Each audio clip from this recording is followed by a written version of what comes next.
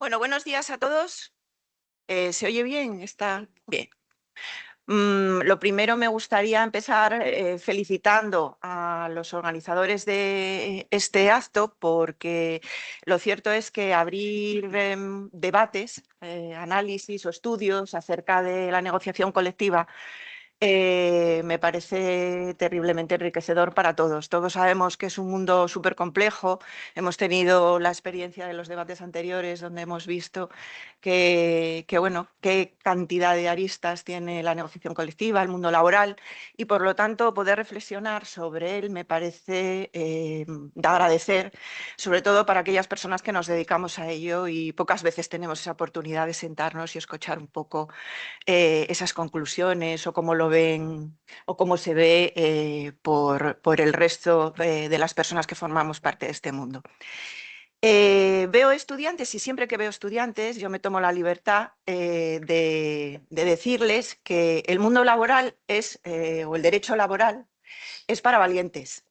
Así que trasladaros que el derecho laboral es apasionante, pero al mismo tiempo es para valientes, no solo por ese marco jurídico complejo, cambiante, que todos vemos día a día, en el que hay que ir adaptándose, en el que todos tenemos que ir, que las circunstancias casi nos llevan sin aliento, sino también por el hecho de que no deja de ser una materia muy cercana para todos, muy relacionada con nuestro día a día.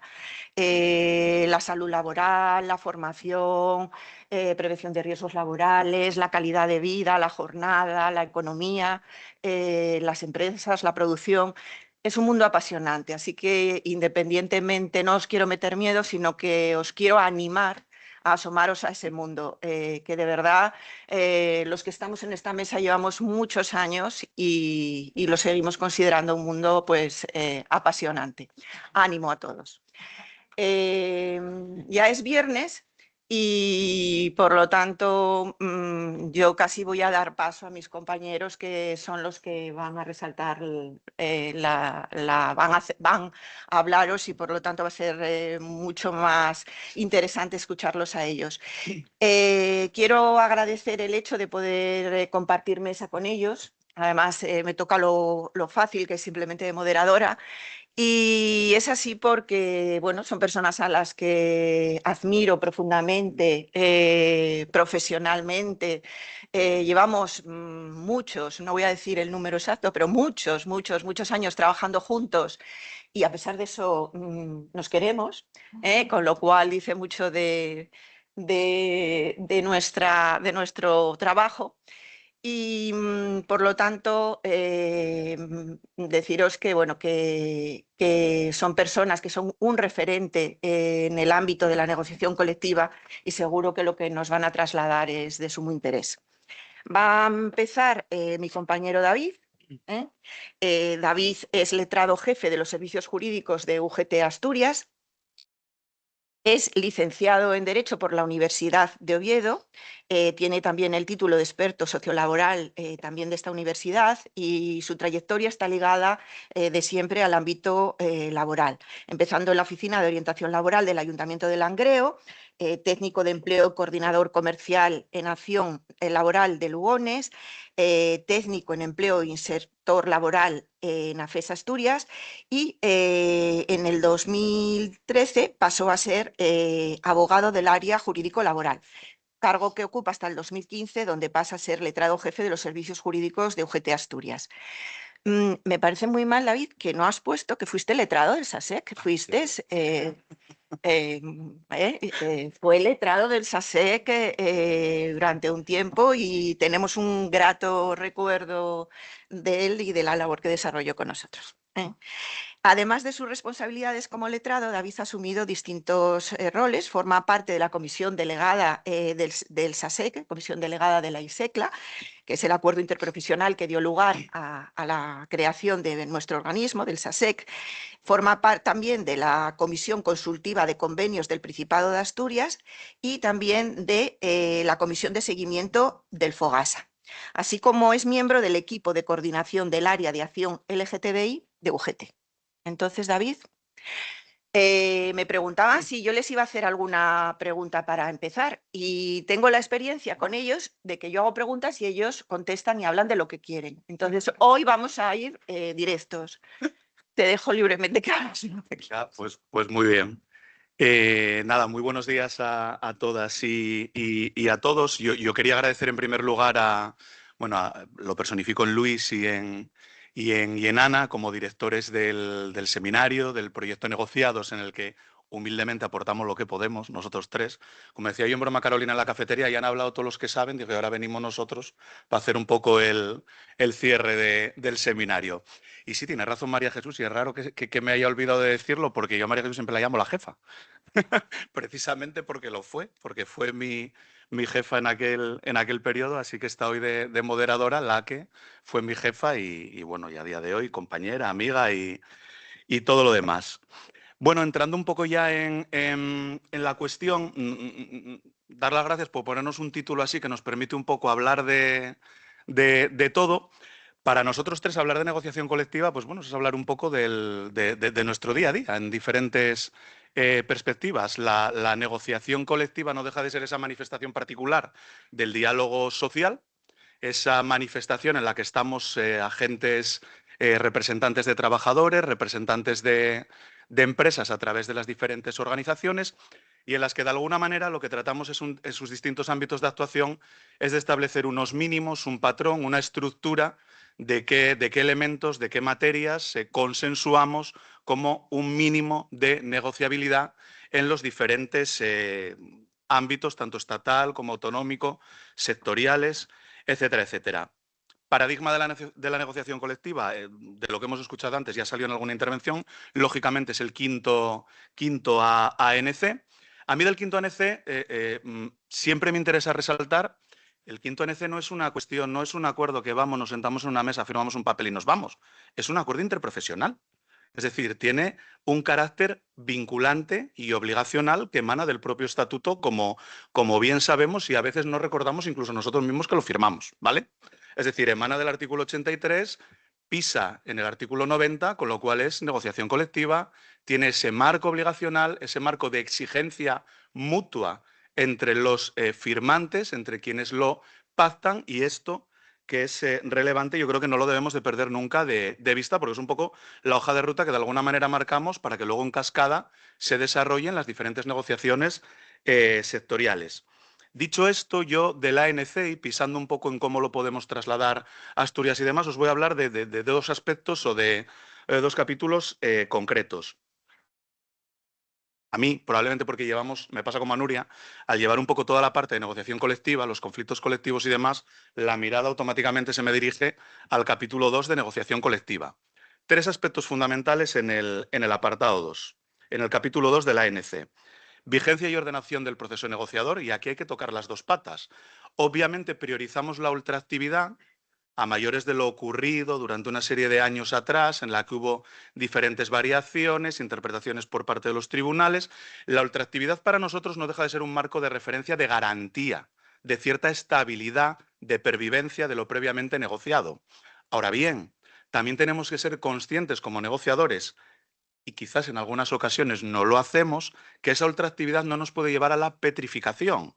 Es decir, no vale aquello de tengo un texto más o menos armonizado, lo dejo ahí 20 años, lo voy actualizando salarialmente y luego tiene agujeros por todos los lados porque no responde a 40.000 realidades sociales. Todos sabemos que hay diferentes ejemplos incluso en el contexto asturiano. Por eso cuando hablamos de vigencia y ordenación, tanto peso tiene que tener la ultraactividad como el impulso en la renovación de los convenios. Ese es el patrón que nosotros seguimos cuando acordamos esta materia. Comisiones paritarias, yo lo explico siempre de una forma muy sencilla. ¿Por qué yo voy a someter a la interpretación de un tercero ajeno aquello que yo he negociado y pactado? Tendré más interés en resolverlo en la medida que corresponda entre quienes lo hemos consensuado, que no llevarlo a un tercero que me va a hacer una interpretación. Correcto, claro que me la va a hacer. Va a coger los artículos del Código Civil, me va a hacer la interpretación armónica, etc, etc. Pero no es quien estaba allí. Por eso nosotros entendemos que en este quinto ANC había que darle una mayor valor a las comisiones de interpretación, a las comisiones paritarias. Y a mí, si me preguntáis en lo personal, para mí la comisión paritaria por excelencia es la del convenio de la industria química. Es decir, tiene una perfecta regulación, una perfecta mecánica de su procedimiento, de su desarrollo, de su toma de decisiones. Y lo más importante, las decisiones que se adoptan en la comisión paritaria, y lo dice el propio convenio de la química, tienen carácter de convenio colectivo. Por lo tanto, la decisión está adoptada, o usted cumple, o si no le gusta, llévelo usted, cualquiera de las dos partes, cuando digo usted, llévelo usted al tribunal de turno. Esa es la mecánica. Siempre mejor una resolución interna que no la resolución de un tercero. Y eso me lleva un poco a la tercera pata que desarrolla el capítulo 2 de la ANC, que es la del sistema de solución autónoma de conflictos. Bien, ante un escenario en el que no es posible solucionarlo internamente en el seno de esa comisión paritaria, en esa comisión de interpretación, hombre, busquemos un punto intermedio antes de llegar a esa figura del tercero, al togado, no solo como mero mecanismo preceptivo, obligatorio antes de acudir a la vía judicial, sino como verdadero elemento de intento de solución. ¿Por qué en los sistemas de solución autónomas de conflicto? Porque tanto el SIMA a nivel estatal como los desarrollados en las diferentes comunidades autónomas, como el SASEC, parten también de un acuerdo interprofesional, es decir, parten de la voluntad de representantes de los trabajadores y representantes de las empresas. Por lo tanto, de alguna manera, es una derivada a mayores de esa comisión de interpretación de los convenios colectivos. Siempre más aconsejable llegar a un acuerdo ahí que no tener que posponerlo a la decisión también de un tercero. ¿Y esto en Asturias en qué se puede traducir? Bueno, pues en el caso, por ejemplo, de los sistemas de solución autónomas de conflictos, esa previsión que tiene la ANC de que ampliemos su contenido, su dimensión, su ampliación en Asturias la hemos cristalizado en el segundo acuerdo interprofesional de resolución autónoma de conflictos con su correspondiente reglamento en dos vertientes. Hemos ampliado las materias objeto de mediación de carácter colectivo, como son, entre otras, el bloqueo en la negociación y adopción de las medidas de los planes LGTBI y protocolos, artículo 15.1 de la Ley 4/2023, y también al amparo de la concertación social ya no entendida exclusivamente como negociación colectiva, sino como diálogo social asturiano, es decir, organizaciones sindicales, empresariales y Gobierno del Principado de Asturias, en la que se asumió el compromiso de potenciar y de ampliar las competencias del SASEC hacia los conflictos individuales. Por lo tanto, eso que se ha pactado en el ANC, en Asturias se ha cristalizado por esas dos vías, por la vía de la negociación colectiva con el nuevo acuerdo interprofesional y por la vía del diálogo social a través de la concertación social asturiana. Y el otro tema, un poco del que os quería hablar, que ya se tocó un poco supongo que lo habréis tocado también en las otras charlas, es el capítulo 14 de la ANC, que es el capítulo dedicado a la diversidad LGTBI. Ese es el nombre que lleva el capítulo. Aquí ocurre una cosa peculiar, es decir, se estaba negociando paralelamente el ANC y el desarrollo del artículo 15.1 de la Ley 4/23. Por lo tanto, de alguna manera, esta materia se ha desarrollado en dos ámbitos conjuntos. Por un lado, en la negociación colectiva vía quinto acuerdo, quinto ANC, y por otro lado, a través de la vía del diálogo social, en lo que finalmente fue un acuerdo tripartito entre organizaciones sindicales, empresariales y Gobierno de España a través del Ministerio de Trabajo, que culminó en el Real Decreto 1026/2024 de 8 de octubre, ¿vale? Con lo cual ha tenido un desarrollo, digamos, que a través de las dos vías en su mayor amplitud de la negociación colectiva. Por lo que respecta a la ANC y previo a que hubiera un desarrollo reglamentario, bueno, pues digamos que es más, digamos que recoge una serie más de principios programáticos que lo que sería un detalle práctico de qué vamos a hacer, en qué ámbitos lo vamos a hacer y cómo lo vamos a desarrollar, ¿vale?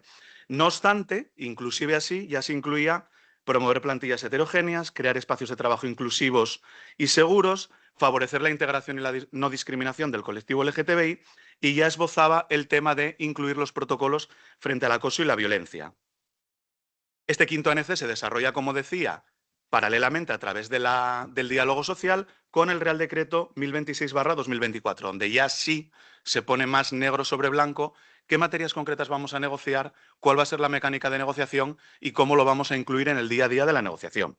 Y así se establece que hay que negociar cláusulas de igualdad de trato y no discriminación, cláusulas de acceso al empleo, clasificación profesional, régimen disciplinario, ya te establece unos mínimos de un protocolo frente al acoso y la violencia de las personas LGTBI en el trabajo. Es decir, pisamos ya negro sobre blanco. Y lo más importante, nos dice cómo lo vamos a hacer.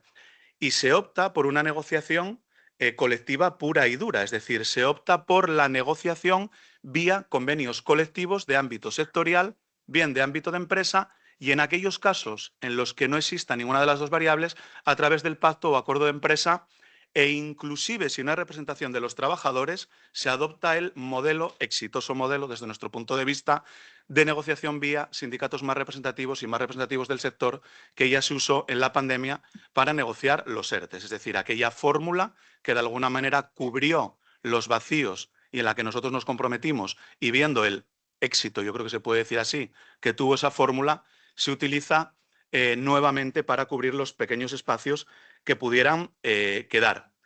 Yo me atrevo un poco a responder a una pregunta que se hacía antes sobre por qué tanta fragmentación en la negociación colectiva. Y yo voy a ser muy claro, es que la negociación colectiva no solo depende de las organizaciones, depende de las personas que envían las organizaciones. Y si hasta hace 4 días solo iban el hombre blanco, cis, europeo, supuestamente heterosexual en todos los casos, difícilmente era incluir la perspectiva de género o difícilmente se podía incluir la perspectiva LGTBI. Es que esto es tan así como que estamos aquí. Es decir, yo entiendo que la negociación colectiva va un poco al hilo de las prioridades de las organizaciones y de cómo pisan en lo social. Y si me voy al ejemplo de Asturias, por no irme a ningún otro sitio, una comunidad eminentemente industrial, lógicamente su representatividad de ambos bancos es la que es, las materias que hay que negociar pues eran las que eran. Y esto no se trata de hacer un revisionismo, se trata sencillamente de analizar un poco, bueno, pues lo que ha habido. Ese tiempo ha pasado, estamos en un tiempo nuevo que permite abrir esos espacios e incluir otras materias. Esa es mi humilde opinión sobre por qué esa fragmentación. De alguna manera hemos ido arañando también terreno en nuestros respectivos ámbitos para incluir, y bienvenida a la inclusión de esas materias y de otras que se van a tocar. También el tema de la diversidad, también el tema de la integración de trabajadores y trabajadoras LGTBI está presente en la concertación asturiana. De hecho, se incluyó en su apartado 4.7 con 2, 3 ideas principales. Yo solo os voy a dar una por no extenderme. Y uno de los compromisos que se alcanza en esa concertación social asturiana en materia de derechos de las personas trabajadoras LGTBI es el compromiso de tener de una vez por todas, porque es un anacronismo territorial, una ley asturiana en materia LGTBI. Cierto es que a día de hoy hay un borrador ya muy avanzado y que también incluye la perspectiva laboral. Pero claro, de eso va esta historia. Es decir, no es solo una ley que toque aspectos sociales, sino que se pretende hacer una ley integral en la medida de lo posible y en relación a las competencias que obviamente una administración autonómica tiene en esta materia. Y bajando un poquitín más al terreno de lo práctico, sí os puedo poner algún ejemplo de cómo está cristalizando esto en los convenios colectivos. Lo primero que tengo que decir es que vamos tarde. Y digo que vamos tarde porque vamos fuera de los plazos que ha marcado la ley. La ley establecía 3 meses para abrir las comisiones negociadoras al día siguiente de su publicación. Se publica el 8, entra en vigor el 9 de octubre, con lo cual, noviembre, diciembre, a 9 de enero debería de estar abiertas todas las mesas negociadoras de todos los convenios. Esto pues no ha pasado y aquí cada uno tenemos que asumir nuestra parte de responsabilidad. Y además establecía un segundo plazo, que era un plazo de 3 meses, una vez abierta la comisión negociadora, para alcanzar los acuerdos pertinentes en el contenido que establecía el reglamento, que me lleva a febrero-marzo, 9 de abril, y que, al igual que el primer plazo, pues tampoco se ha cumplido, salvo honrosas excepciones, que todo hay que decirlo, ¿vale? ¿Qué mesas se han abierto en Asturias o qué esbozo os puedo hacer yo? Pues tengo una pequeña referencia de lo que me han dado, ¿vale? Os puedo decir que a día de hoy tenemos abiertas, más hay compañeras allí de comisiones involucradas en el tema, están abiertas las mesas de minoristas de alimentación, por ejemplo, está abierta la mesa de recambios del automóvil, del convenio de mayoristas, clínicas y consultas odontológicas y estomatología y el convenio colectivo de clínicas privadas asturianas. Y están abiertas, negociadas y publicadas hasta donde yo he podido ver algunos como el convenio colectivo del personal laboral del Ayuntamiento de Gijón, ¿vale? El, bueno, difunto puedo decir, convenio colectivo de transporte por carretera del Principado de Asturias, porque ha sido recientemente anulado por una sentencia, aunque está recurrido, pero se llegó a abrir y negociar también esta materia, o el convenio colectivo del comercio en general, que no está publicado, pero sí está cerrado el acuerdo. Y más allá de lo que dice el propio Real Decreto, el 1026, nada, una nota de cada uno de ellos. Por ejemplo, en el convenio colectivo de personal laboral del Ayuntamiento de Gijón, han dedicado un capítulo concreto y específico, con medidas concretas, al tema, y me viene al hilo de lo que comentabais antes, derechos de los trabajadores LGTBI y salud laboral, donde establecen que hay que estudiar esa conjunción de enfermedades laborales asociadas al trato que recibo en mi empresa. Algo que dices tú, bueno, pues que va bastante más allá de lo que dice el Real Decreto. El propio ayuntamiento entiende que las agresiones a trabajadores por su condición LGTBI, y así lo recoge, tiene que ser susceptible de defensa jurídica por parte del propio ayuntamiento. Cuestión relevante también. Sí, artículo 50 del convenio colectivo del personal laboral del Ayuntamiento de Gijón, o incluye las acciones formativas específicas en la materia dentro de su plan anual de formación, con lo cual ya no es que yo tenga la voluntad o no de hacer una acción formativa, sino que me obligo a que mi plan de formación anual contenga acciones formativas al respecto. Si nos vamos, por ejemplo, al convenio colectivo del transporte por carretera, aunque está anulado, a destacar, se incluye en su régimen sancionador como falta muy grave exclusivamente, todas aquellas acciones tendentes al acoso, a violentar la relación laboral de las personas LGTBI, sin ambajes. Es muy grave, ni leve ni grave, muy grave, por el condicionante específico. Es decir, no me acosan por ninguna cuestión más que por mi condición, por mi orientación, por mi identidad, etcétera, etcétera. Con lo cual, tiene que tener una sanción muy grave y un tratamiento muy grave. O en el convenio colectivo de comercio, sector refugio, fácil de entender, como ocurre con otros ámbitos laborales, sector refugio para el colectivo LGTBI, ponen especial atención en todo el tema de permisos y beneficios sociales. ¿Por qué? Bueno, pues porque el primer paso para pedir el permiso por matrimonio es acreditar con quién me caso. Y hay mucha gente que dice, yo no estoy dispuesto a revelar con quién me caso porque no estoy dispuesto a pasar por lo que yo creo que voy a tener que pasar. Como es un sector que entiende perfectamente este tipo de peculiaridades, porque tiene colectivo LGTBI desde siempre trabajando en él, pues especial acento en la toma de decisiones. Y yo no me extiendo más. Esto era un poco el resumen que yo quería hacer de un par de cuestiones puntuales que a mí me llamaban la atención, en las que estamos especialmente involucrados, sobre todo en la del colectivo LGTBI, porque yo entiendo que todo lo que sea remover obstáculos y todo lo que sea... Al final el hilo conductor es el mismo, es decir, cuando introducimos en el ANC la regulación específica de esta materia, ni más ni menos que lo que tratamos es decir, seguimos visualizando nuestros entornos y seguimos intentando minimizar y eliminar cualquier tipo de discriminación o desventaja de cualquier persona trabajadora por el concepto o por el contenido que sea. Así que por mi parte de momento, nada más y muchas gracias.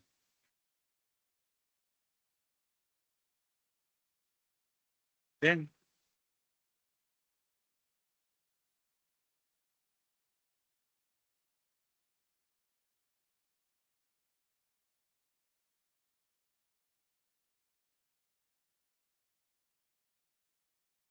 Es coordinadora de los servicios jurídicos de Comisiones Obreras de Asturias. También es una profesional con una sólida formación en Derecho y una amplia experiencia en el ámbito laboral. Licenciada en Derecho por la Universidad de Oviedo, que trabajó como abogada en la Unión Comarcal de Comisiones Obreras de Asturias en Avilés y de ahí pasó a coordinadora de los servicios jurídicos de Comisiones Obreras de Asturias. Es miembro de la comisión delegada de la ISECLA en el SASEC, también es miembro de la Comisión Consultiva de Convenios Colectivos del Principado de Asturias en nombre de Comisiones Obreras de Asturias y también de la Comisión de Seguimiento del FOGAS. Entonces, Nuria. Bueno, pues adelante. Muchas gracias por invitarnos a este seminario, a todos, y agradezco que queráis ver nuestra participación desde nuestro punto de vista, ¿no? Que participemos y aportemos a este importante seminario el punto de vista de, pues un poco del ejercicio profesional, de los que estamos un poco siempre, por lo menos desde el punto de vista social, que no, mi querido compañero Nacho, guerreando los juzgados y reivindicando constantemente los derechos que aquí debatimos y discutimos. Por lo tanto, eso, pues agradezco muchísimo la oportunidad de que me permitís dirigirme a todos vosotros. Y yo he estado pensando sobre qué podía comentaros. Yo no estoy en la mesa negociadora de un convenio colectivo, yo asesoro detrás, ¿vale? Por lo tanto, yo quise mejor contar aquí mi experiencia en relación a un aspecto de la negociación colectiva que me parece fundamental y que últimamente tengo muchos juicios con ese tema y que por lo tanto me invade un poco este tema últimamente en el despacho y por supuesto en los pleitos que llevamos ante los juzgados. Se trata de los derechos de información y consulta de los legales representantes de los trabajadores. Estos derechos de información y consulta de los legales representantes de los trabajadores son la base, son el elemento esencial sobre el que luego descansa la negociación colectiva. Obviamente, sin información no hay negociación, pero además tenemos que tener en cuenta que la negociación colectiva no solamente tiene un producto negocial, cuál es el convenio colectivo, sino que la negociación colectiva emite muchos productos, como los pactos, los acuerdos o los pequeños pactos verbales que cada día se van produciendo para solucionar problemas concretos en las empresas. No todo es convenio colectivo, no todos son grandes acuerdos. Hay un día a día que también requiere de ese diálogo y para conseguir ese diálogo y conseguir el objetivo de alcanzar acuerdos en determinadas materias, es fundamental el ejercicio pleno de los derechos de información y consulta. Es fundamental tales derechos porque para nosotros constituyen un pilar, para lo que es la actividad sindical, constituye un pilar fundamental para asegurar la participación activa de estos trabajadores, que son los representantes de los demás, en las decisiones que les afecten y que se vayan tomando poco a poco en la empresa. Sin embargo, yo, como soy abogada de un sindicato, tengo una visión un poco patológica del tema. O sea, lo que voy a contar es con respecto de mi experiencia. Estoy absolutamente segura de que hay empresas estupendas que cumplen íntegramente los derechos de información y consulta. No las conozco, pero porque tengo una visión, insisto, muy patológica. Yo trabajo en un despacho de un sindicato, ¿entendéis? Así que nadie se sienta ofendido porque realmente yo voy a contar mi experiencia, lo que yo vivo, y a mí nunca me ha venido un comité para decirme que no tiene nada que preguntarme y que va genial con los derechos. No me ha pasado eso. Entonces, bueno, como digo, para mí hay un uso muy superficial y un cumplimiento meramente formal de los derechos de información y consulta, y esto, como todo, ocasiona a la larga daños en la representación colectiva, en la negociación colectiva, etcétera, etcétera. Esta situación genera un gran malestar en los representantes legales de los trabajadores que se encuentran en situaciones que son acusados de tener interés particular cuando ejercen estos derechos, que son incluso acosados como consecuencia del ejercicio de los derechos de información y consulta, y que tenemos auténticos problemas, auténticos y reales problemas cuando se ejercen tales derechos. Yo voy a intentar janolar mi información o mi pequeño informe con cosas que me han pasado a mí. Y es que además son cosas muy recientes. Acabamos de tener hace como 5 días una sentencia que planteamos el Sindicato Comisiones Obreras frente a una X empresa por vulneración de los derechos fundamentales. Lo planteamos como tutela porque un representante legal de los trabajadores fue también un cargo sindical, fue nombrado, perdón, cargo sindical, y pretendía compatibilizar ambas situaciones, lo cual es perfectamente legítimo. Hay montones de personas que lo hacen, es perfectamente compatible y no pasa absolutamente nada. Y en esta empresa tampoco. Es decir, le felicitaron por su cargo sindical y continuó ejerciendo los derechos de representación colectiva. Va pasando el tiempo y entonces ocurre un problema en la empresa y él empieza a pedir información. Y empieza a pedir información, y al cabo de 8 meses de compatibilizar ambos cargos, de repente la empresa se encuentra, de repente el trabajador se encuentra con que la empresa dice, no. Usted, si es representante sindical, no puede ser representante de los trabajadores. Oiga, que llevo 8 meses ejerciendo esta función, ¿qué le ha dado a usted? Y es que, ¿qué le había dado? Pues que este señor se le había ocurrido mandar una carta a la Dirección de Recursos Humanos pidiendo información en vez de utilizar el canal intermedio que le habían puesto. Estaba harto de que este no le hiciera ni caso, subió 3 pasos más arriba y entonces se movió Roma con Santiago y directamente le denegaron el derecho a ser representante de los trabajadores y simultanearlo con la condición de miembro de una ejecutiva. Bien.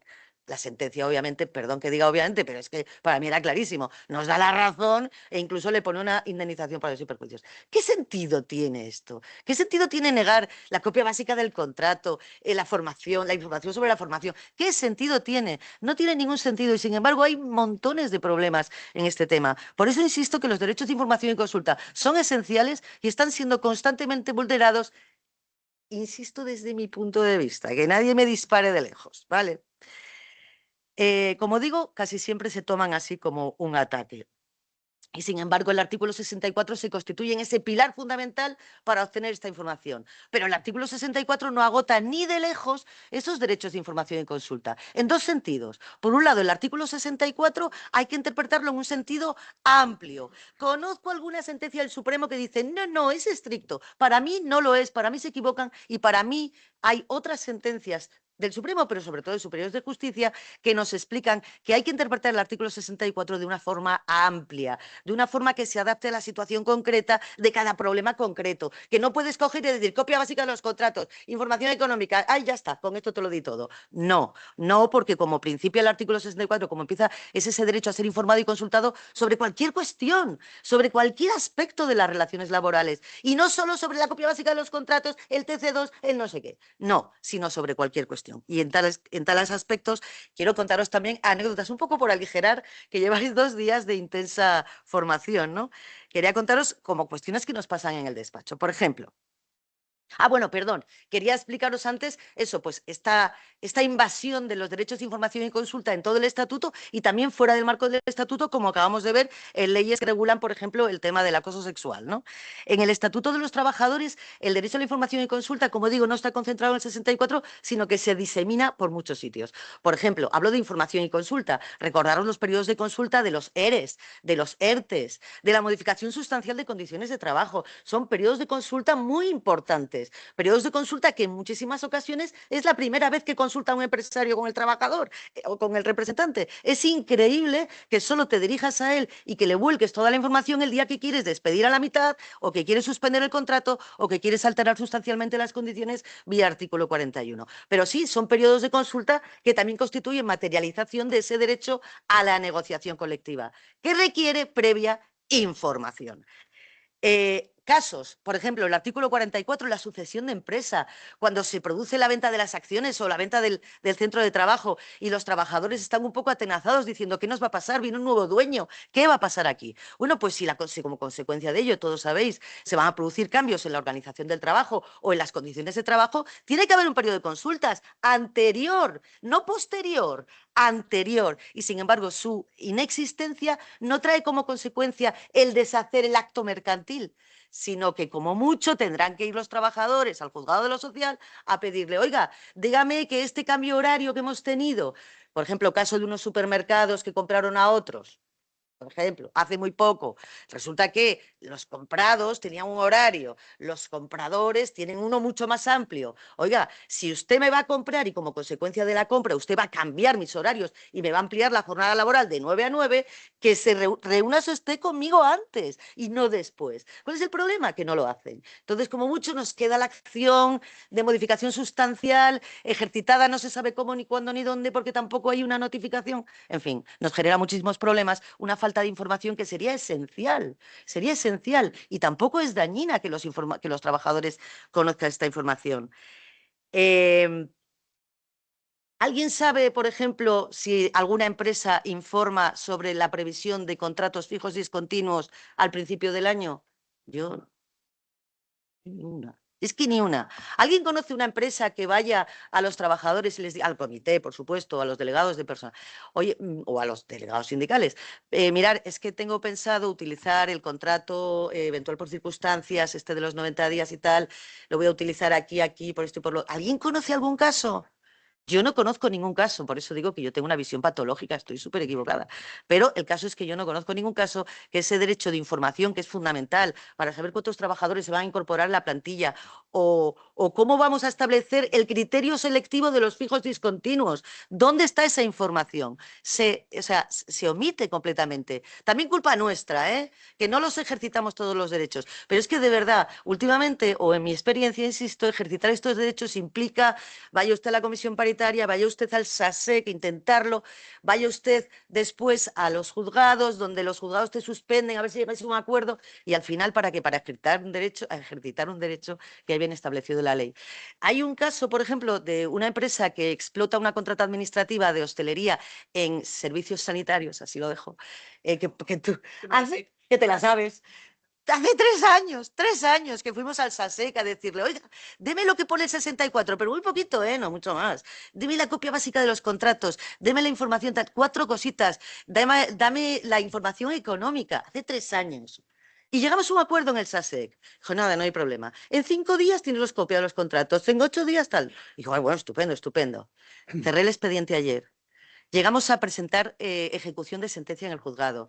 Hemos estado litigando años por la copia básica de los contratos. Les pusieron una multa de 50 euros diarios y aun y todo no quisieron soltarlos. Es que no tenía ningún sentido. Este es nuestro día a día en empresas, insisto, muy incumplidoras. Ayer cerré el expediente y lo cerré con los dientes apretados porque realmente no han cumplido, pero estamos hartos todos ya. Mira, vamos a dejarlo pasar porque ya no podemos más, ¿no? Situaciones absolutamente locas.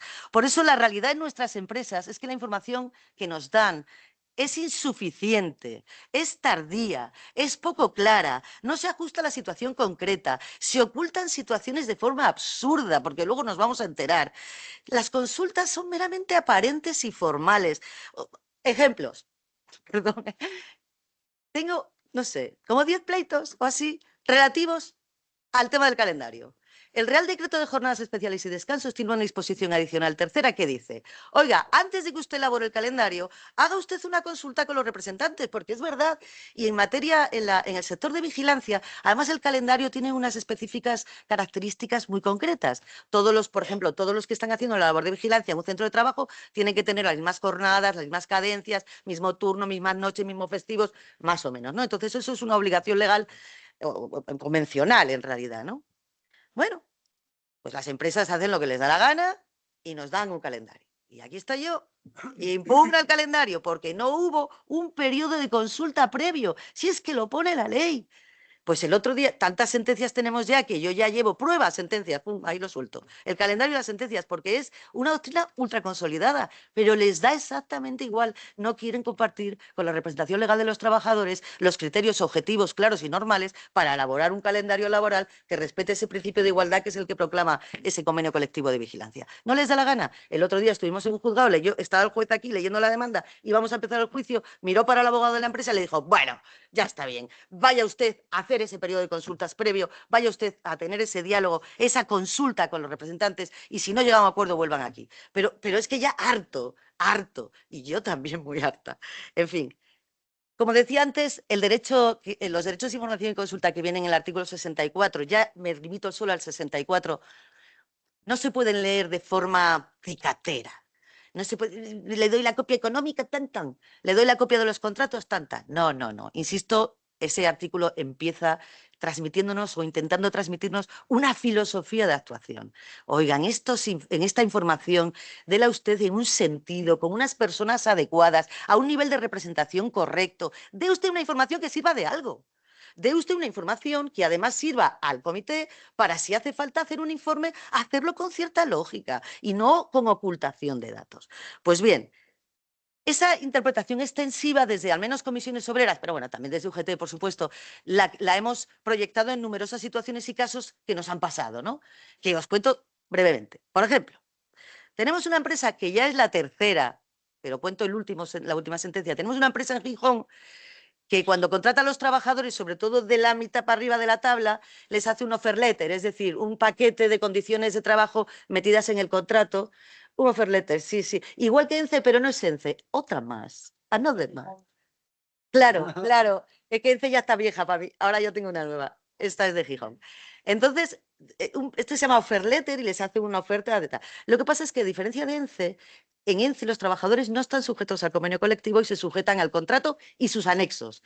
Y en MTR, no, los trabajadores tienen como mínimo y como base el convenio colectivo. Antes dije contrato, quería decir convenio. Están fuera de convenio estos y estos no. Estos están fuera de convenio, pero el convenio es su base, ¿vale? Entonces, el comité de empresa tenía constancia clarísima de que en esa offer letter había condiciones por debajo de convenio, pero estaba prohibidísimo saberlo. Los trabajadores se quejan, te dan la copia así por debajo de la mesa, pero no podía constar que la tienes. Es decir, ellos también tienen derecho a proteger pues, su propio contrato de trabajo, para ser claros, ¿no? Entonces, planteamos un conflicto colectivo porque nosotros decíamos, como comité de empresa, dame todo lo que viene en el offer letter, dámelo, dame el paquete de condiciones que vienen pegadas a ese contrato, no me des solo la copia básica. Por supuesto, la empresa se defiende con uñas y dientes, la ley pone copia básica y yo te doy la copia básica, punto. Pues así estuvimos, fuimos a juicio y por supuesto ganamos gracias a la sentencia de ENCE que nos dice que si los representantes legales de los trabajadores, en el mismo artículo 64, me parece que es el 7 o el 9, se les dota de una función de vigilancia de las normas, lo que no puedes hacer es no conocer las condiciones. ¿Cómo te defiendo si no sé en qué condiciones estás? Eso pasaba en ENCE y que es una anécdota que ya he contado aquí alguna vez, que es que cuando pedimos la ejecución de la sentencia de ENCE, 15 días antes la empresa le subió el sueldo a mucha gente entre 15 y 20.000 euros. 15 días antes, porque son súper buenos. Y yo, sí, una mierda, eso es porque he pedido la ejecución y ahora me voy a enterar de lo que está pasando. Bueno, pues en la otra, en la de Gijón, también una vez que tuvimos esa información descubrimos que la gente, un grupo, cobraba por debajo del mínimo del convenio. Entonces, claro, es absurdo, es absurdo. Y ahora ya nos da la información.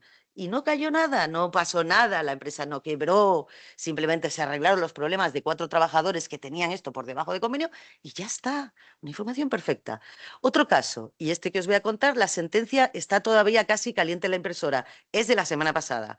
Tenemos una empresa y tenemos varias, pero esta en concreto que envía a sus trabajadores a trabajar al extranjero, son los que llamamos expatriados, ¿vale? Y a veces trabajan 1 mes, 2, 3, 4, en fin, van a hacer grandes obras a África, Asia, América. Estamos hablando de Burkina Faso, de Sudáfrica, países de todo tipo, condición y régimen político. Eso, y entonces, estos representantes de los trabajadores me vienen y me dicen, Jolín, tenemos quejas de que estos trabajadores expatriados están utilizando visas de turista. Y si les pillan, los detienen. Tenemos trabajadores que cuando viene el del gobierno tienen que salir corriendo a esconderse debajo de un camión. Tenemos trabajadores, y esto lo tengo yo en prueba documental, tenemos trabajadores que tienen una orden por WhatsApp de que cuando entren en Estados Unidos tienen que borrar todas las fotos de la obra y mucho menos ellos así en la obra. O sea, no pueden tener fotos vinculadas con la obra porque tienen visa de turista. Entonces, si los pillan, los detienen. A ver, entonces todos estos trabajadores acuden al comité de empresa que es su representante. Oye, tenemos esto. Es decir, está acojonado. Estamos muertos de miedo, porque nos puede pasar algo. A lo mejor no te pasa en un país más o menos como el nuestro, pero hay países muy diferentes, hay países muy duros y hay países donde la legislación es dura y donde no puedes andar trabajando siendo un turista. Ni que decir tiene que cuando un trabajador trabaja en el extranjero y gana menos de una determinada cantidad, en España tiene exentos los impuestos, pero un turista no. Eso significa una cantidad de dinero que pierde el trabajador increíble, porque la empresa, por supuesto, le retiene el IRPF. No lo ingresa Hacienda, te lo queda, pero lo retiene. Bien, ante esta circunstancia, el comité pide a la empresa, oye, quiero, además de los listados de trabajadores que ya me das, además de los países y la obra que ya me das, quiero que me indiques qué visado tiene cada uno y qué vigencia tiene el visado. Las manos a la cabeza. Protección de datos. Este es la cantinera de siempre. Protección de datos, protección de... ¿Pero cómo que protección de datos? Pero si los datos ya los tengo. Pero si son afiliados míos. ¿Pero qué estás? ¿Qué estás? ¿Defendiendo a mis trabajadores de su defensor? O sea, yo que soy el defensor de los derechos de los trabajadores y tú que supuestamente es el vulnerador, ¿te eriges tú en el defensor de sus datos? ¿Pero de qué va? Bueno, pues a pleito. Por eso digo, la sentencia de la semana pasada se dictó, se los quitó así en 3 folios. O sea, vamos a ver, claro que tienen derecho a obtener información sobre dónde tienen a estos trabajadores, sobre qué visado se está utilizando, sobre qué duración. ¿Te acuerdas de este pleito que pasó por Sasek? Pues ha salido ya favorable. Es decir, claro que tenemos esta información. ¿Viene esto en el 64? No. ¿Y qué hacen las empresas? Cicateras. No, lo que no venga no te lo doy. ¿Perdona? ¿Y qué significa cualquier cuestión que afecte a los trabajadores? ¿Qué significa todo eso? Pues que si yo tengo trabajadores en el extranjero, la información será sobre visados. Y si yo tengo trabajadores desplazados a otra provincia, la información es en qué condiciones están. Ahora mismo tenemos un tema con los aviones, que si van en primera, que si no sé qué. Es decir, tienes que darme información sobre todo lo que atañe a mis representados. Sobre todo, salvo cuestiones personales que no las quiero para nada. Es decir, pues eso es sistemáticamente negado. Siento esta visión patológica mía, pero es lo que hay. Es lo que hay en el despacho de comisiones obreras. Estos son ejemplos que utilizan siempre la protección de datos para negar los derechos, ¿no? Entonces, lo que habría que analizar un poco es que la protección de datos de los trabajadores, por supuesto que todos tenemos protección de datos, se debe interpretar de manera más laxa cuando hablamos de representantes de los trabajadores. Primero, porque, perdón, tenemos todos los datos de los trabajadores. Ya el censo de elecciones sindicales pone nombre, apellidos, DNI, sexo, antigüedad y categoría. Sí, que ya lo sabemos. Tenemos las copias básicas de sus contratos. ¿Qué nos están ocultando? Todo lo demás. O sea, a mí no me vengas con la protección de datos porque está constituyendo un impedimento para el ejercicio del derecho a la defensa de los trabajadores. Un impedimento constante. Y esto es una queja mía. ¿Qué voy a decir del mecanismo de la consulta? El mecanismo de la consulta es superficial, no se está cumpliendo. Quizá en los periodos de consulta relativos a la flexibilidad, a los mecanismos de flexibilidad, sí, quizá más, porque ahí el empresario se la juega. Pero mire, yo no es la primera vez que digo esto. Esto no lo pone la ley, lo digo yo, ¿vale? Esto me lo voy a inventar. Pero yo prohibiría a una empresa utilizar un mecanismo de flexibilidad si no ha cumplido con los derechos de información.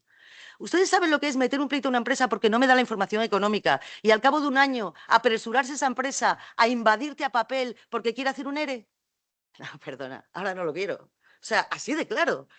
No es que no lo quiera, pero ahora no me vale. Porque yo cuando tenía esa información económica era para ir viendo una evolución y viendo por dónde van los tiros. Y viendo por dónde van los tiros. E incluso haciendo informes a la propia empresa si considero que ha puesto en peligro con la compra, por ejemplo, de una unidad productiva, la actividad propia. Yo qué sé.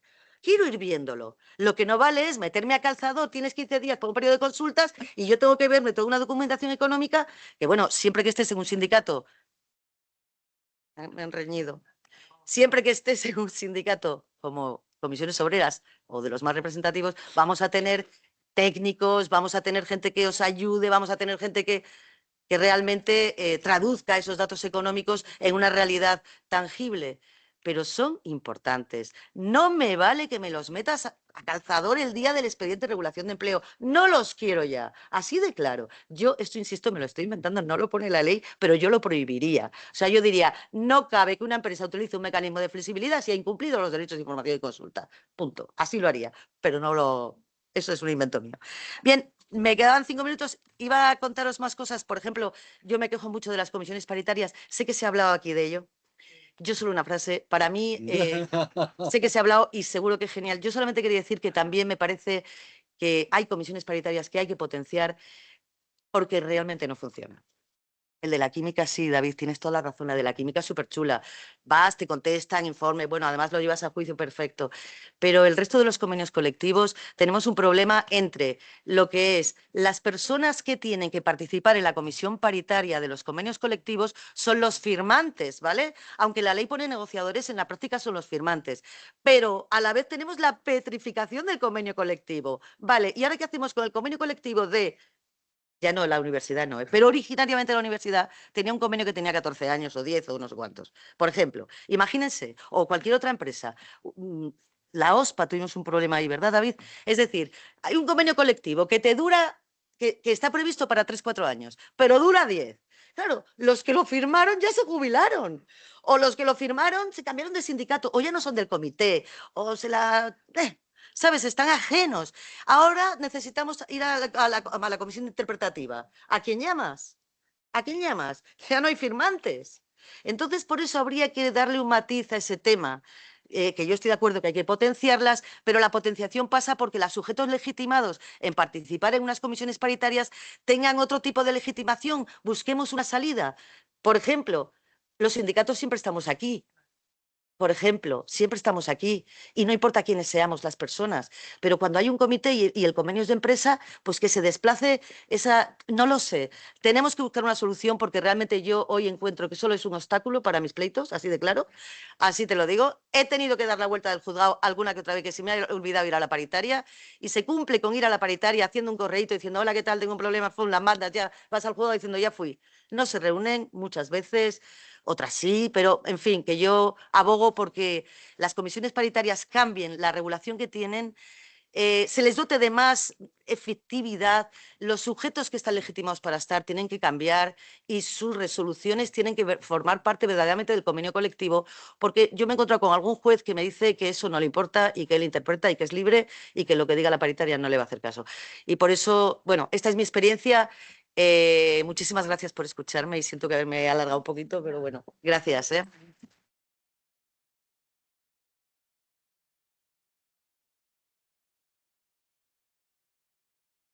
Os decía que el mundo laboral es apasionante, ¿eh?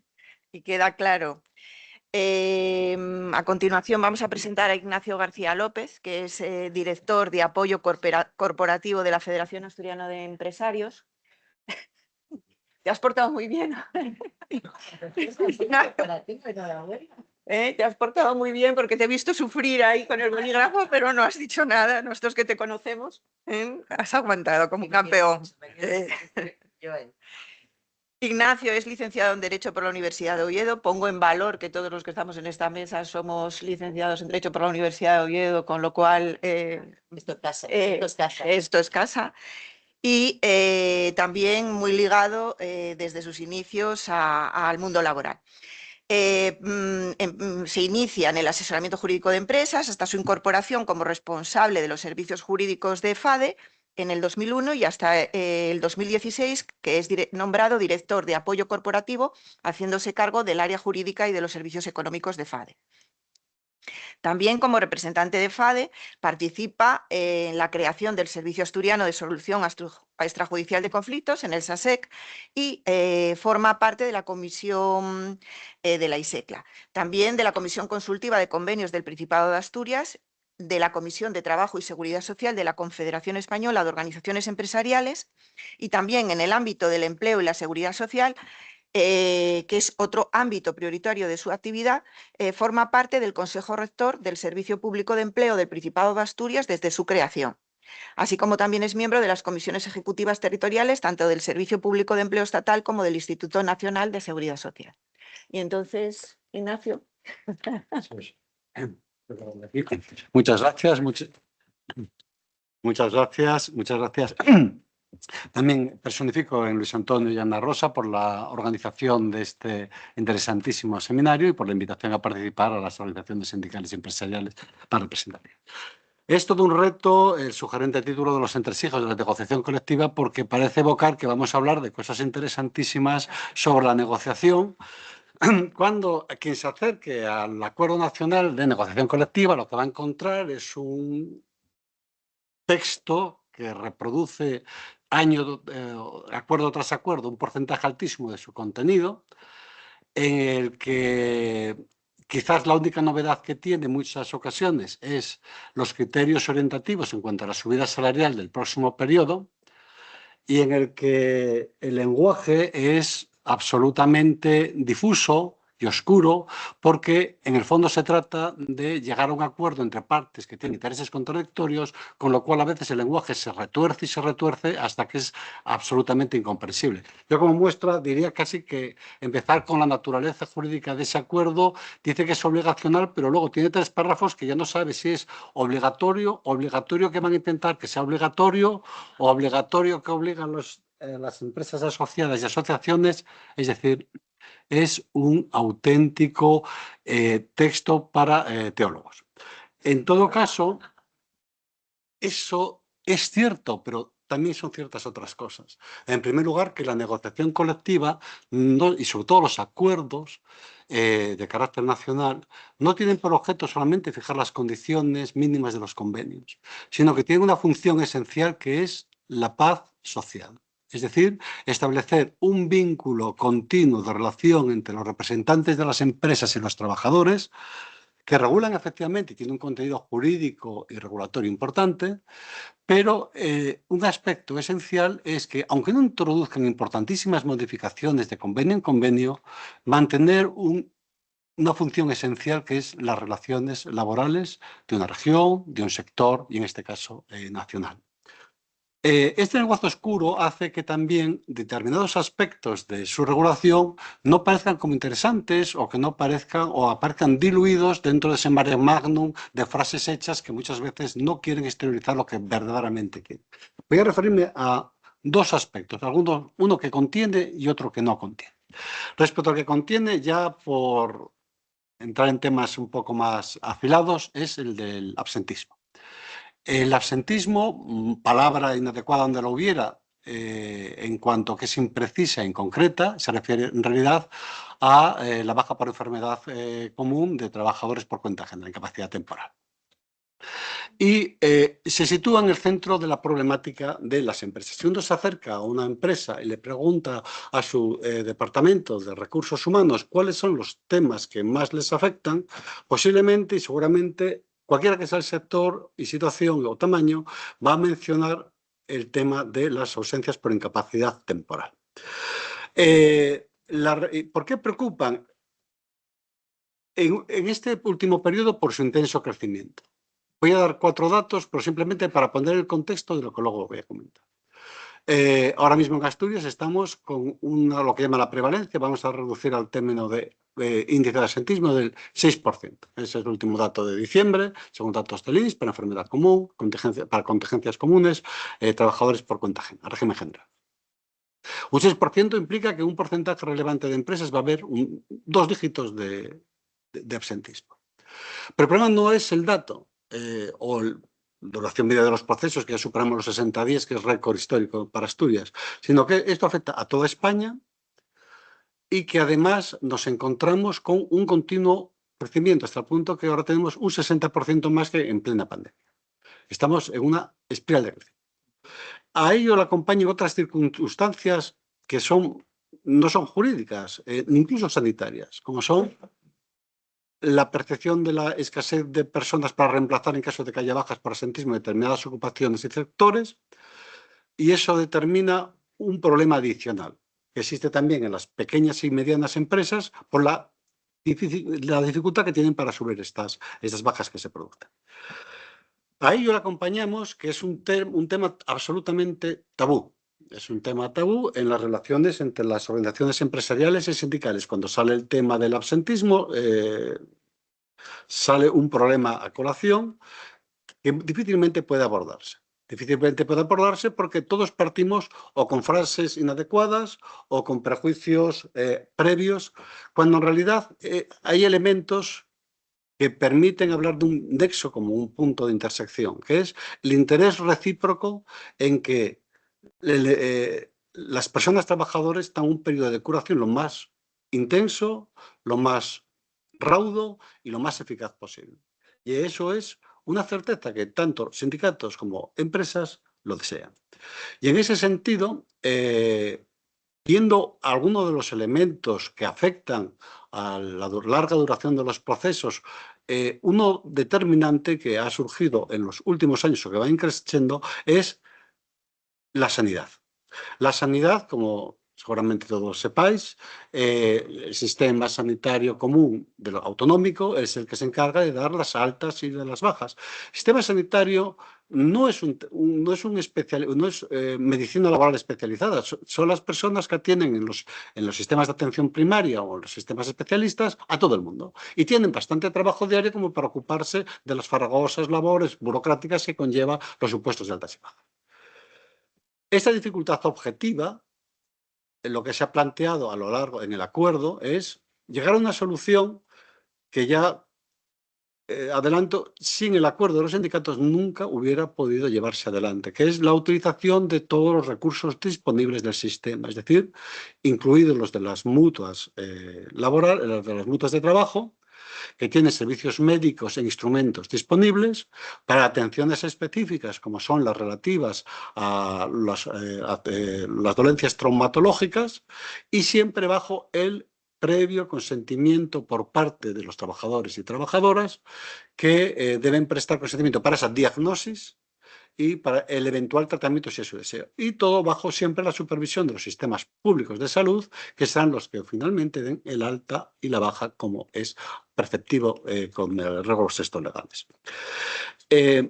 Esto que pasa desapercibido por el conjunto de los lectores que se acerquen al acuerdo, yo no lo vi tampoco destacar mucho en todas las valoraciones que hacen del mismo, mi percepción es que ha sido un elemento determinante de la firma y que ha sido más importante este elemento que un punto y medio más allá en la subida o no salarial, porque afecta de una manera estandarizada al abordar un problema de manera conjunta tanto la Administración del Estado, las administraciones autonómicas, la sanitaria y las organizaciones sindicales y empresariales.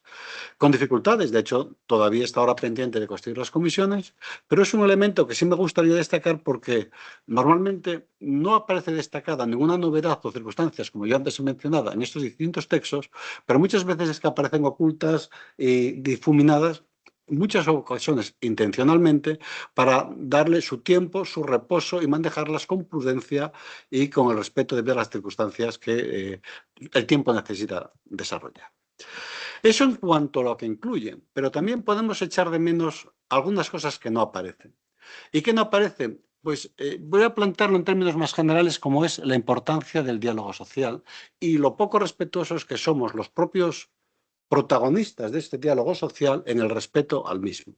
Y para no acusar a terceros, vamos a empezar para ver abrir un poco el panorama. Reforma del 2012. Entra un nuevo gobierno en el 2012, surge la urgencia ante una crisis gravísima de adoptar una serie de medidas y se adoptan una serie de medidas, unas de flexibilidad, otras que afectaban a la negociación colectiva, ultraactividad, prioridad del convenio aplicativo, etcétera, etcétera, no comento, en la que desde la parte empresarial interesaban muchas de ellas y obviamente pasó con aplausos desde la parte empresarial y lamentaciones desde la parte sindical. Lamentaciones desde la parte sindical que, bueno, luego comentaremos a un desarrollo de la misma.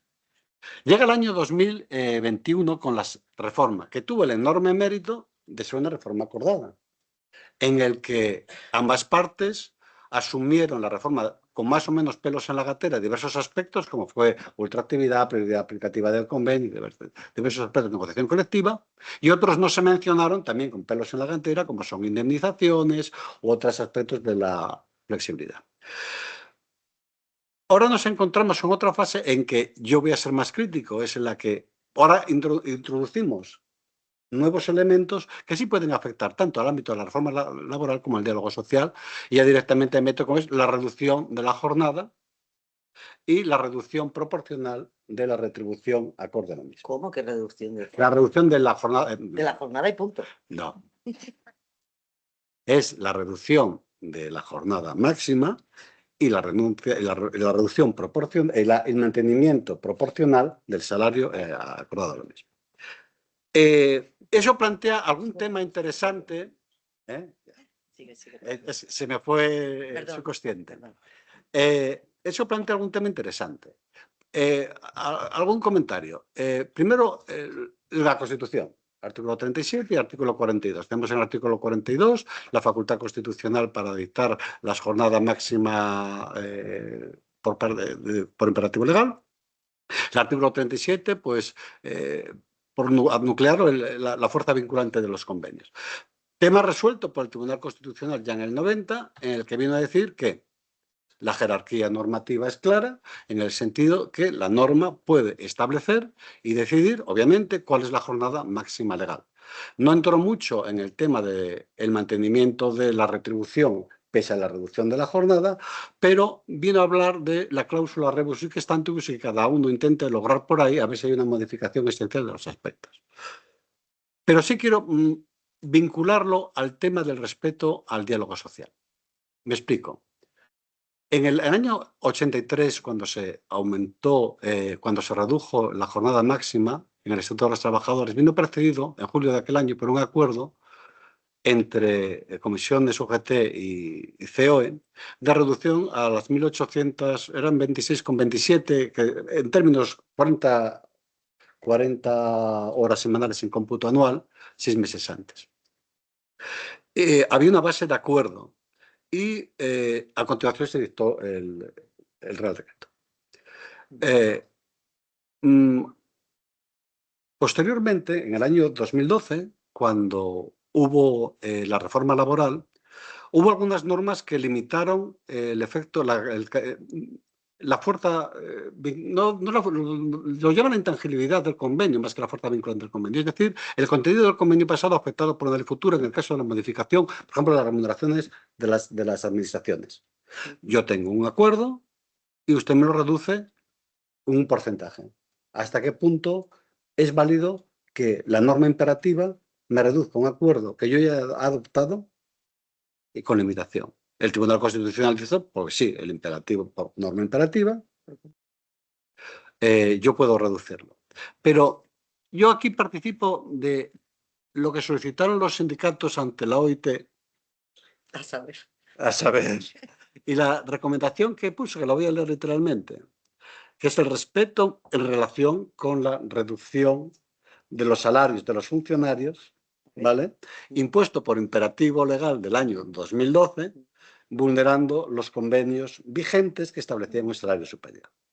El respeto mutuo de los compromisos asumidos en los acuerdos colectivos es un instrumento importante del derecho a la negociación colectiva que debería ser, en todo caso, ser salvaguardado para establecer relaciones laborales con una base sólida y estable. Entonces, yo no me voy a meter con el legislador ni pretender unas resoluciones del Tribunal Constitucional que interrumpan o que sean contrarios a lo ya dispuesto hasta ahora.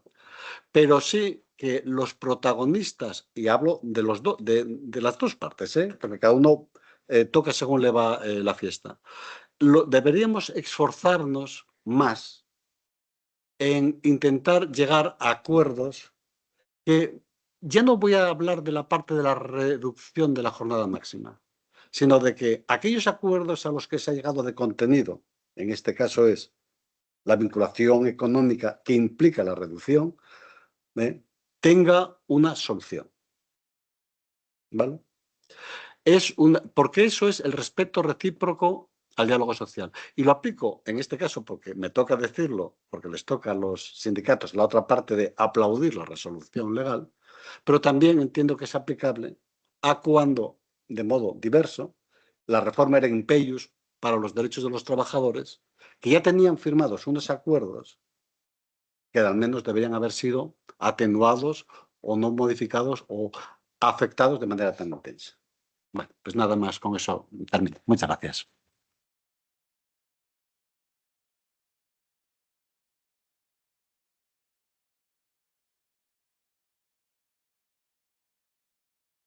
Un montón de notas. Estudiante de la Facultad de Derecho de Así que yo creo que va por turno de palabra, te damos a ti y luego damos al público si tiene alguna cuestión, pero lo he visto ahí muy... Bueno, a ver, un poco, bueno, con Nuria comparto prácticamente todo, como no puede ser de otra manera. También diré en favor de Nacho que seguro que está aquí en representación de las empresas que cumplen, no de las otras. Eso está claro. No, a ver, por elevar a lo mejor alguna reflexión. Claro, el tema del absentismo. Es que no es que sea tabú o que no sea tabú. El tema es de dónde partes, de qué posicionamiento ideológico partes para hablar del absentismo. Nosotros de lo que queremos hablar es de salud, no de productividad o remuneración, solo de salud. No obstante, yo creo que lo hay que ver desde una perspectiva más amplia. Es decir, probablemente determinados temas los vemos desde un enfoque antiguo y lo que tenemos es que salirnos del elemento concreto e ir al elemento general que ¿el mundo laboral de hoy es el mismo que el de hace 15 años? No. ¿Y los trabajadores y las empresas tienen que estar sometidos a mismos derechos y obligaciones que hace 15 o 20 años? Tampoco. Claro, es un debate muchísimo más complicado de tener, pero es que esa es la clave. Es que yo creo que si cambiamos la óptica, si actualizamos la óptica, si vamos en otra dirección, varias de esas cosas las vamos a poder solucionar. Ejemplo, además tú eres muy fan de todo eso, de lo moderno, como digo yo, inteligencia artificial y demás. invertir en Si es que nos va a cambiar, si es que nos va a cambiar el concepto de trabajador, de empresa, de presencia, de no presencia, de tiempo libre, de tiempo de trabajo, nos lo va a cambiar todo. Entonces a lo mejor hay que ir a un concepto más amplio y no tanto a lo pequeño, aunque es verdad que tenemos el problema de siempre, que la urgencia de lo inminente nos mata y nos obliga a ir al problema concreto. Lo de la reducción de la jornada, yo hasta donde sé, entiendo que el objetivo no es una merma salarial, sino que es una reducción de jornada a quien está a tiempo completo. Ya tengo sentencia. Sí, tenemos sentencia, lo hemos estudiado en un pleito muy reciente que hemos tenido. Bueno, lo hemos estudiado todo. Todas las sentencias de Cataluña, de Cantabria, de todos los tribunales superiores de justicia. Claro, lo que no puede suponer la reducción de jornada desde un punto de vista del planteamiento de la negociación. A quien ya está a tiempo parcial, a ver, los trabajadores y trabajadoras a tiempo parcial ya tienen una penalización por trabajar a tiempo parcial y además se concreta desde el punto de vista del género mayoritariamente en las mujeres y en sectores desde el punto de vista de la remuneración económica mucho más deprimidos. Háblese de un limpieza, háblese de una hostelería, háblese de un minoristas. Es decir, si a esa gente le digo, bueno, vas a trabajar 2 horas menos, pero vas a cobrar 100 euros menos, con perdón, es que te hago un hijo de madera. No, es que no me refiero, Quiero decirte, no me refiero a el eso. mundo real manda. David, no me refiero a eso. Quiero decirte, cuando yo no me refiero a eso. Yo me refiero a que cuando tú haces un convenio colectivo, cuando firmas un convenio colectivo, firmas un pacto, ¿vale? Yo puedo entender que el Estado, el gobierno, el legislador, opte por un sistema en el que acomode las jornadas máximas a los tiempos y es su responsabilidad. Párezcame bien, párezcame mal, parezca regular, pero es su derecho, ¿vale? Y lo establece, ¿vale? A partir de ahí nos encontramos que lo de las implicaciones económicas ya es tema de otro cantar, porque, en primer lugar, no solamente afecta a los pobrecitos, afecta a quien gana 60.000 euros también, querido, ¿vale? Y afecta, sobre todo, a una realidad que es yo he firmado un convenio, ¿vale? Pues ahí está la clave. Ahí estamos, amigo. Cuando el Tribunal Constitucional Ahí dice está la que clave. Esa es la clave. No, perdona, el Tribunal Constitucional lo que dice es un párrafo final en la del 90 que es, bueno, otra cosa es la cláusula rebus que está se puede modificar, es la interpretación. Hombre, no va a salir del actual Tribunal Constitucional una interpretación muy distinta, pero yo lo planteo como que si de verdad el legislador puede modificar el contenido, que lo puede, de los convenios colectivos, y a nosotros nos es indiferente que cualquier modificación, cuidado, a mejor, y te he mencionado el concepto de a peor, porque llegan las crisis y pueden ser en a peor. Es decir, suprimo las actualizaciones de los convenios porque me da la gana, no se pueden los dos. Es decir, una capacidad ilimitada. Rebus Por- cantibus es el ERE. Una capacidad ilimitada lo hago un planteamiento general. Una capacidad ilimitada del legislador para modificar el convenio colectivo en cualquiera de sus términos y sin que nosotros nos preocupemos por ello, yo lo plantearía. Hay una Nada más, capacidad a nivel teórico, a no ser que digamos vía libre. Pero, Y decir, adelante. Precisamente el pleito que tuvimos iba de esto. Nada nuevo, no hay que inventar la pólvora, ¿eh? Sobre cómo se va a reducir o no el salario, si se va a hacer o no, ¿qué han negociado ustedes? Eso es lo primero que te dicen. Problema, que no vamos a los convenios y cuando, en el caso que nosotros teníamos, es que no se puso nada, es que no se negoció nada. Entonces hay que ir a la siguiente derivada. Y cuando no se pone nada, ¿qué pasa? Y ahí ya nos vamos a un criterio muy del menudeo, al contrato. ¿Y es lo mismo tener en el contrato un número de horas que un porcentaje de jornada? No. Eso es lo que te explican las sentencias. Entonces, quiero decirte que puede haber un déficit negociador. Puede haberlo. Ah, no, yo es que creí que ibas por ahí. No me importa el resultado del pleito, que yo no voy a ¿Puedo pleitear. decir que lo que te fastidia? No, es una reflexión. Ahora que mi perspectiva me obliga a reflexionar de que dentro de 8 años, no, que me coge jubilado, dentro de 6 años, si tenemos otro tema y desgraciadamente viene otra situación en el sentido de crisis y que obliga a apretar, Dios no lo quiera, ni la economía, ni los economistas tampoco, nos podemos encontrar que el papel sea distinto. Y estés comentando de por qué el legislador, teniendo yo un acuerdo firmado con la administración, me raja el tema. Y yo diré, legalmente va a poder hacerlo. Ahora, yo no sé si nosotros como organizaciones deberíamos tener un criterio respecto de este tema. En esa otra parte, coincido contigo que la tenía, es que no la toqué, la tenía anotada como tercera, es decir, las reducciones salariales en el tema de la administración pública. Sí, yo ahí coincido. Cuando se abrió el mantra del sector público, pasamos solo del concepto de administración pública, sector público, y cada vez ese concepto se fue ampliando y ampliando, si es la típica consulta que tenemos en ello, oye, pero ¿yo qué soy? ¿Público para lo malo o para lo no sé qué y tengo convenio colectivo como los demás para lo otro? Si esa consulta la hemos tenido 1000 veces. Sí, sí, claro. Una situación que ya la vimos venir en el año 2010, cuando Sí, vino la crisis. 10, 11, 12 por De ahí, repente claro. los convenios colectivos regulan todos los aspectos de la relación laboral y sobre todo el salario, que es lo importante. ¿Qué ocurre? Que de repente toda aquella persona que trabaje para el sector público tiene un convenio colectivo en cuanto a materia, pero el salario se ha desviado hacia presupuesto. Pero el problema no es ese, hasta ahí lo entiendo. Bien, ley de presupuesto, sector... Pero el punto de partida. Es decir, aquellos que tuvieron la suerte de tener el convenio de limpieza recién renovado en el año 2010, porque coincidió que se les renovó, les subieron el sueldo, ese fue su sueldo. A partir de ahí ampliaron sus sueldos conforme se impulsaba por las leyes de presupuestos, ¿no? Pero ¿y aquellos que tenían el típico convenio congelado, 3, 4 años negociando, aquello no va para adelante, les pillaban con un salario de 3 o 4 años atrás? Sobre la base de ese, empezaron a aplicarle las subidas de la ley de presupuestos. Con lo cual, se da una situación, primero, desparihuelada totalmente, y miles de trabajadores tienen para esto este convenio, pero para lo otro el salario, pero no eso. Y ese caso lo tuvimos, ¿eh? Claro. Ese caso concreto lo tuvimos, en Mieres. Absurda, porque hay convenios colectivos que se aplican en su integridad, salvo el sector público, que se aplica todo menos la pasta. Ah, y la jornada. Ah, y, oiga, hagamos un convenio para el sector público y tengamos un equilibrio en los salarios de las categorías. Pero es que hay sector público donde hay ayuntamientos que la misma persona en otro ayuntamiento gana la mitad. ¿Por qué? Porque partió del convenio de construcción y luego la otra partió del convenio. Pero vamos a ver, es una locura. Lo del sector público está verde, en blanco, sin regular, para mí. Es decir, estamos jugando a esa sentencia del Constitucional, a no sé qué. Y con respecto del tema de la reducción de la jornada. Es decir, si estás de acuerdo en que el gobierno puede meter mano in peius cuando nos van las cosas mal, estate de acuerdo en que el gobierno también puede meter mano en bajar la jornada laboral cuando las cosas no van tan mal. Ya está, no digo más. Sí, No. A ver, un momento. Vamos, este es el día a día en mi trabajo.